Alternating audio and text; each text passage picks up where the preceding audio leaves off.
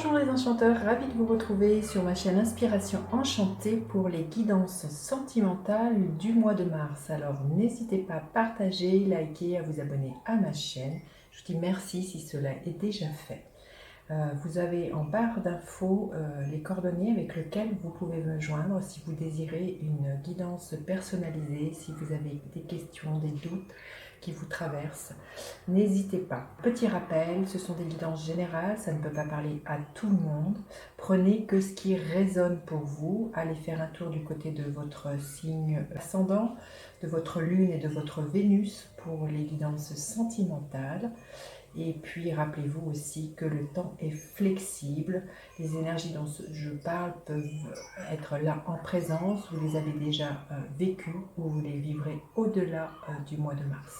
Alors, à tout de suite pour les guidances sentimentales, signe par signe.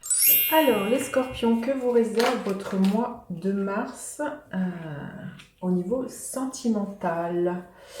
Il y a l'idée d'avoir un éclaircissement pour moi de où va votre relation. Il y a vraiment des choses qui vont vous être révélées au sein de votre couple, d'avoir vraiment beaucoup de nouvelles perceptions, une nouvelle façon d'envisager votre relation.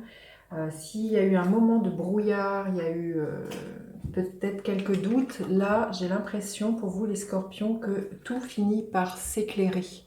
Il y a peut-être des choses qui vont vous être révélées au sein de votre couple. Vous allez enfin vous dire les choses et voilà, voir dans quelle ligne directive vous pouvez aller.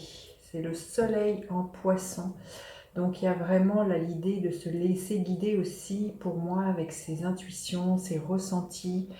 Écoutez votre corps, va vous donner des messages sur quelle direction peut prendre votre couple. Allez, on va voir. Quel est votre état d'esprit ce mois-ci? Quel est l'état d'esprit de votre autre? Quel est le défi de votre relation? Quelle est la dynamique de votre relation? Et qu'est-ce que vous pourriez espérer voir se matérialiser et se concrétiser à la fin du mois de mars? Restez bien jusqu'à la fin, je ferai décan par décan. Allez, votre état d'esprit et l'état d'esprit de votre autre. Alors, on y va. Votre état d'esprit. Waouh, c'est magnifique. Hein. Vous avez vraiment envie d'un renouveau. Si c'est vraiment ce qui s'est passé, c'est qu'il y a eu peut-être des choses qui étaient floues. Vous ne saviez pas si vous avez envie de continuer dans cette relation ou de vous y investir si vous êtes célibataire. Il y a vraiment pour moi de la lucidité qui vient, comme je vous disais, et il y a vraiment un coup de chance pour les célibataires ou même pour si vous êtes en couple, au sein de votre couple, il y a vraiment l'idée du... Il y a comme s'il y avait l'intervention du destin qui s'en mêlait, qui vous faisait peut-être sortir d'un enfermement dans lequel vous étiez, ou une vision un peu nébuleuse. Et il y a une belle réalisation au sein de votre couple. Vous envisagez peut-être de vous ouvrir à de nouveaux horizons, de vous dire de vous donner une seconde chance. Pourquoi pas de partir à l'étranger, de déménager. Si vous êtes célibataire, il se peut qu'il y ait quelqu'un qui vous vienne de par de là les mers, quelqu'un qui soit d'origine étrangère et vous allez vraiment le rencontrer par un coup de chance, vraiment un coup du hasard. Quel est l'état d'esprit de votre autre? Il y a vraiment chez votre autre l'idée d'arrêter, voilà, comment dire,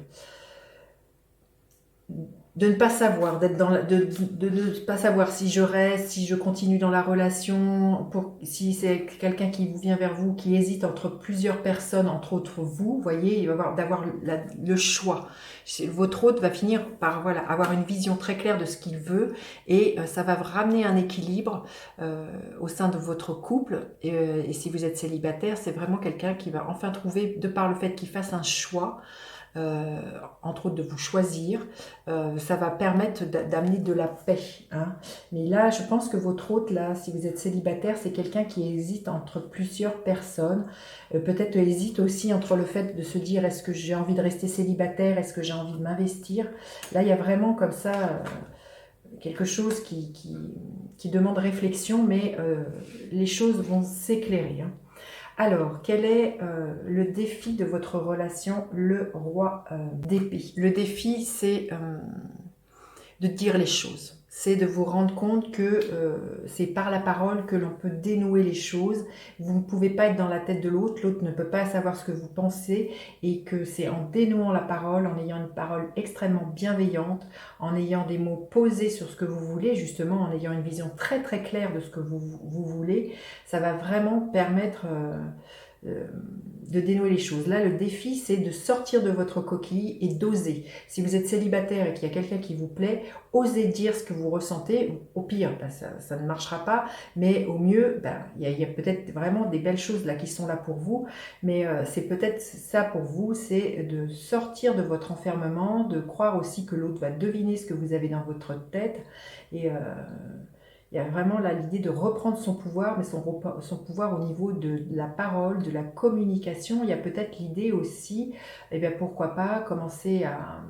Si c'est quelqu'un qui habite loin de chez vous, peut-être pourquoi pas commencer à entretenir une relation à distance, hein, voyez, par des moyens de réseaux sociaux, ou par le téléphone, ou par des mails, ou des choses comme ça. Mais il y a vraiment là l'idée de, pour moi, de sortir du monde dans lequel vous êtes, pour obtenir ce que vous avez envie.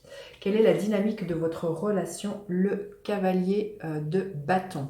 Il y a beaucoup de motivation, beaucoup de feu, beaucoup de plaisir. On voit que vous avez envie de dépasser les obstacles. Comme je dis, si c'est une personne qui habite à distance, qui habite loin, il y a vraiment l'idée de franchir quelque chose qui pourrait être un obstacle. Vous allez trouver les moyens de savoir contourner tout ça. Il y a vraiment une hyper motivation pour vous donner la possibilité de vivre cet amour, les scorpions. Et puis le cavalier de bâton, c'est quelqu'un d'extrêmement fougueux. On sent vraiment une passion, quelque chose de très très physique. Vous allez vraiment avoir envie de déplacer les montagnes pour retrouver la personne qui fait battre votre cœur. Si voilà, vous êtes en couple, il y a peut-être l'idée que vous avez envie de vous battre pour maintenir ce couple dans lequel vous êtes. Vous allez vraiment retrouver peut-être la flamme des premiers instants. Il y a vraiment quelque chose au niveau... passion au niveau corporel, avec le cavalier de bâton qui peut être là. Et quelle est l'énergie qui est là à la fin du mois? Le roi de denier. Donc vous voyez, deux rois, donc on vous demande vraiment d'être dans une pleine maturité, les scorpions. Le roi de denier, c'est vraiment quelqu'un qui a envie de bâtir, qui a envie de bâtir pour longtemps, du concret, et d'envie de, voilà, de réaliser ses rêves. Hein. Mais c'est vraiment aussi... de jouir d'une bonne stabilité. Alors ça peut être aussi au niveau sécurité, c'est peut-être le roi de bâton qui pourrait vous inviter du style à construire un foyer, mais à emménager dans un foyer avec une personne. Ça peut être aussi de vous engager concrètement par un mariage, un pacte, vous voyez, des choses qui sont solides et qui fondent votre relation, mais des choses très concrètes, c'est ça que j'ai envie de vous dire. Hein. Donc ça peut être vraiment l'idée d'emménager ensemble, de signer un contrat, des choses qui scellent votre amour, les scorpions. Alors, je vais faire décan par décan. Qu'est-ce qui est là pour vous? Le premier décan, le deuxième décan, le troisième décan. Et quel est le message supplémentaire qu'on veut bien vous donner, les scorpions? Quel est le message qu'on veut bien vous donner, les scorpions? Alors, on vous dit que c'est vous qui êtes le créateur de votre vie. Voyez, vraiment comme dans l'énergie du roi de Pentacle, c'est de bâtir. Vous êtes l'architecte de votre vie et elle est à l'image de ce que vous en faites. Faites des plans, ayez une vision très claire sur ce que vous voulez, sur ce que vous ne voulez pas. Et bâtissez votre petit nid d'amour, construisez ce que vous avez envie de vivre. Alors, le premier décan, le 9 de Pentacle. Vous voyez, on est vraiment dans de la terre. Là encore, il y a vraiment l'idée de se construire, d'être autonome aussi, que votre couple soit complètement autonome et de jouir de ce que vous construisez ensemble. Hein. Alors, le deuxième décan, le 8 de coupe. Il y a peut-être là à quitter quelque chose qui émotionnellement ne vous convient plus. C'est pour ça que si vous avez été dans quelque chose de nébuleux, les scorpions, d'avoir une vision très claire sur la direction que vous avez envie de prendre avec votre autre. Ça peut être un nouveau départ, comme je vous dis, un nouveau départ de déménager, de quitter un lieu, d'aller voir à l'étranger quelque chose, mais c'est vraiment de quitter un état émotionnel qui ne vous convient plus, de tourner le dos et de construire quelque chose qui vous amène de la paix, de la sérénité, quelque chose qui vous épanouisse. Et le troisième décan, le 6 de coupe, il y a vraiment là l'idée d'avoir envie de partager avec votre hôte, de lui offrir votre cœur et d'être vraiment dans des instants extrêmement doux. Voilà, j'en ai fini avec cette guidance. Dites-moi comment elle résonne. N'hésitez pas à partager, liker, à vous abonner à ma chaîne. Je vous dis à bientôt pour d'autres guidances. Bye bye les enchanteurs!